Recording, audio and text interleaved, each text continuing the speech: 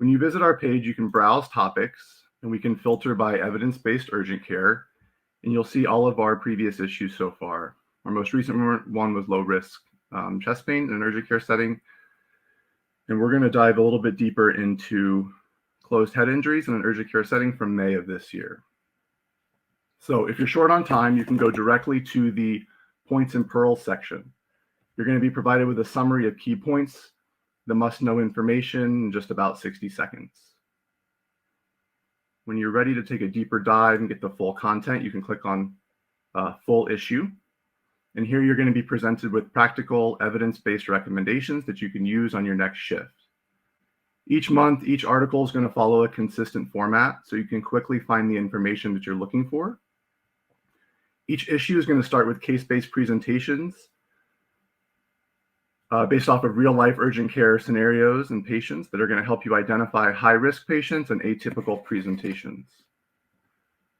So I'm going to pull up the table of contents on the left, which helps you easily navigate through the entire issue. So after a brief overview of the pathophysiology and the epidemiology, we come to urgent care evaluation and management. Here you're going to find practical recommendations for the evaluation and management of your patients in the urgent care setting. We're not going to cover things that you already know. We're going to focus on high-risk, commonly missed presentations and conditions, and we'll give you quick access to best practices and key takeaways. In this section, you'll also be presented with any sort of relevant video content, for example, physical exam techniques that might help sharpen and hone your skills. The diagnostic testing section covers labs and imaging options for you to consider in the workup of your patients. We're going to pay particular attention to the resources that may or may not be available and relevant to you in an urgent care setting. Again, we'll go to the table of contents on the left.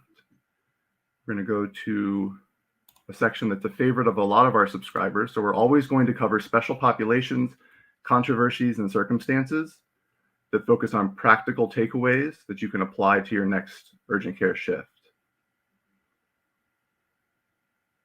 We also include kid bits. We're going to cover unique aspects of pediatric care to help you manage that patient population. Again, using the table of contents, we're going to go to another favorite area of a lot of our subscribers, the risk management pitfalls. Sometimes these are referred to as excuses that don't work in court.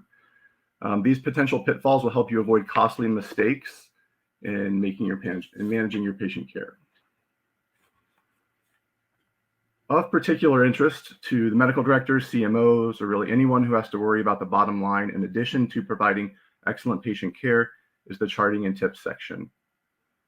Here you're going to be provided with simple changes that you can make to your current documentation that will help ensure your clinic gets the full reimbursement for all of the services that you provide.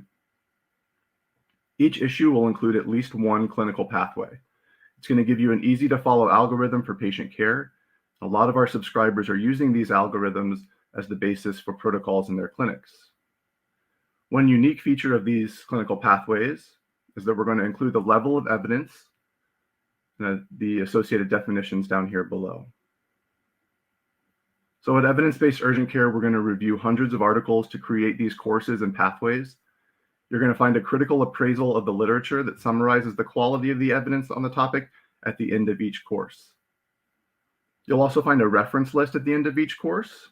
And one of the unique things about us is for all of the references that we're going to provide you, we're going to include information about the type of study, the number of patients, giving you that additional insight about the evidence that you're using.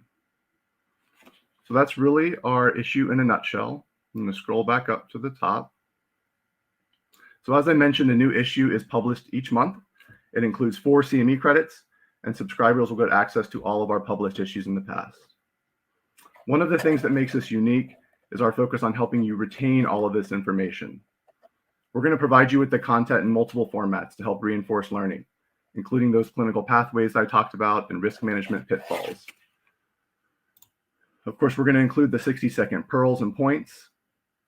You'll also have access to postscripts to help test your knowledge, and calculated decisions through our partnership with MD Calc, which is going to provide you with relevant risk scores and calculators. Once you finish, you can simply click on Take CME Test and answer the questions to obtain your 4 CME credits.